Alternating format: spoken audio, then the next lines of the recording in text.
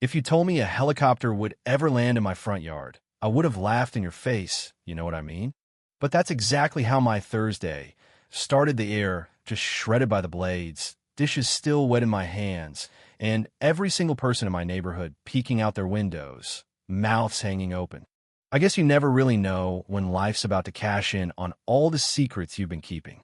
So I dried my hands, straightened my shirt, and just stood there, watching these two elegant folks step out like they owned the sky, one tall, crisp suit, and a woman who looked like she'd been born in a palace. And yeah, they were coming straight for my front door. But let me back up a sec, because if you'd met me 20 years ago, you wouldn't have guessed I'd ever be the center of this kind of story. Back then, I was just Thomas Jefferson Santos, another black waiter hustling at the Golden Fork, a place so fancy even the napkins had egos. I was 25, pulling double shifts, mopping floors at dawn, waiting tables till midnight, all to keep my diabetic mother, Miss Ruth, in medicine and warmth. Nobody looked at me twice unless they were snapping their fingers for water. But one night, December cold biting at my bones, I saw these two kids, little more than shadows, huddled by the dumpster out back, shivering, eyes wide and hungry. That's how I met Eli and Nina. They'd lost their parents in a wreck, slipped through every crack in the system, and ended up starving behind my restaurant. I started sneaking them leftovers, nothing fancy, just enough to keep them breathing. Thought I was being careful, but 3 weeks later, Robert Manning, the manager, caught me. He blew up right there, in front of the staff. You think this is a charity? I should have known better than to hire you people. And just like that, I was out. No warning, no thank you, just a shove into the cold. I didn't fight back. Didn't cuss him out. Just picked up my last paycheck and walked home, pride bruised, hands empty, but mind already working. See, most folks thought that was the end of my story. Manning made sure every restaurant in town knew about the thief, and pretty soon, I couldn't get hired to sweep a parking lot. So I hustled wherever I could, washing cars, scrubbing offices at 3 a.m., delivering flyers nobody wanted. My mother watched me stagger in, shirt stained, eyes heavy, but she always said, "You've got more in you than this world knows, Thomas." And she was right. What Manning didn't know was I had a business degree, graduated top of my class, even. I'd taken the waiter job for the hours, not because it was all I could do. But that's not how the world saw me, not how they wanted to see me.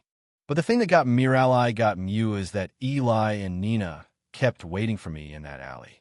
Even after losing my job, I'd scrape up food and sneak out to feed them. Sold my old watch, pawned off jackets, picked up every humiliating gig just to keep those kids from going to bed hungry. Until one day, they vanished, taken by social services, shipped off to some institution out of state. No visits allowed, no way to track them down. That was the night I stopped believing justice was something you waited for.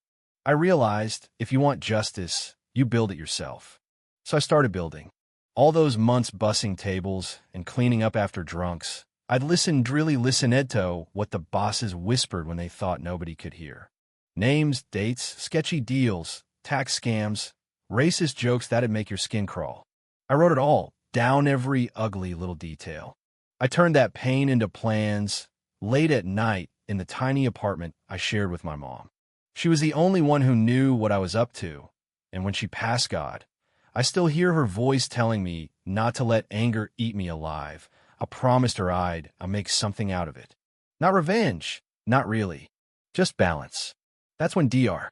Marcus Chun entered, the Picturia tax lawyer, friend of my mom's from college, and a guy who'd tasted his own share of prejudice. He took one look at my notes and said, "Thomas, this is a bomb. If half of this is true, it's all true," I said. I was there. He just nodded. Together, we started putting together a case, real slow, real careful, like building a house out of dynamite. And the more we dug, the uglier it got. Manning and his club buddies weren't just garden variety racists. They were crooks, skimming off the top, hiring ghost employees, pocketing what should have gone to workers. The best part? Manning never suspected a thing. He bought more restaurants, got cocky, kept making jokes about that janitor who used to work for him. Little did he know, I was now cleaning the very building where his accountants kept their secrets.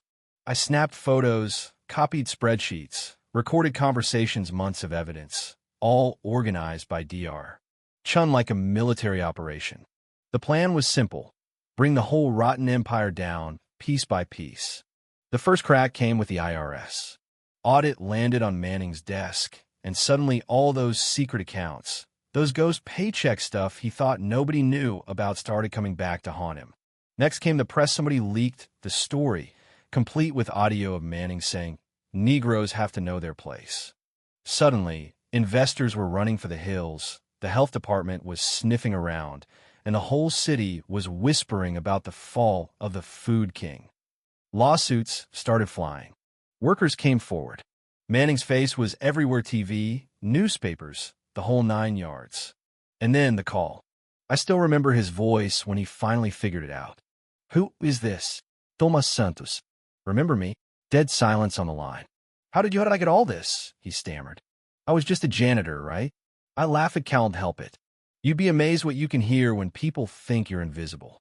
His lawyers tried to scare me. Manning begged, threatened, offered money. But I didn't want his cash. "You already gave me what I needed," I told him. "You handed me the matches, and I just watched the fire burn." By the end of that week, Manning was finished. Banks froze his accounts. Investors walked. Health inspectors shut down half his restaurants. His employees quit in mass, some of them hugging me on the street, thanking me for making things right. And for the first time, I felt something like peace. 6 months after the dust settled, I'd gone from mopping floors to running my own auditing firm with DR. Chun dedicated to rooting out discrimination and corruption in big companies. And the case? It became a legend. College kids study it now, how a so-called nobody brought down a titan with nothing but brains, patience, and a notebook full of truth. Manning? He works nights at a gas station now. Some of his old friends pretend they don't know him. The empire he built on arrogance and hate? Gone. Swept away by his own underestimation. But here's the twist, the one nobody saw coming. That Thursday morning, the helicopter? It wasn't the press. It was Eli and Nina grown up, successful, eyes full of the same light they had as kids. Eli ran a chain of restaurants that only hired folks from tough backgrounds. Nina was a hotshot civil rights lawyer. They'd see my name in the papers and put 2 and 2 together. We talked for hours about dignity, about pain, about turning scars into strategy. They brought me a drawing they'd made all those years ago, shielding them in a storm. "We want to build something with you." They cite a foundation for kids like them, a network of training restaurants and legal aid. Real, concrete change. That afternoon, we started building. And 2 years later, the Santos Lenina Foundation is giving hope to thousands of kids, families, whole communities. We flip the script, No more waiting for justice. We make it every single day. So yeah, if you're still with me, if this story got you thinking, tell me, how would you have reacted in my place? Ever face something like this at work? Drop your story below, because the truth is, the best revenge isn't burning down your enemy's house. It's building something beautiful right in front of the ashes. And hey, don't forget to subscribe. Stories like this, they're just getting started.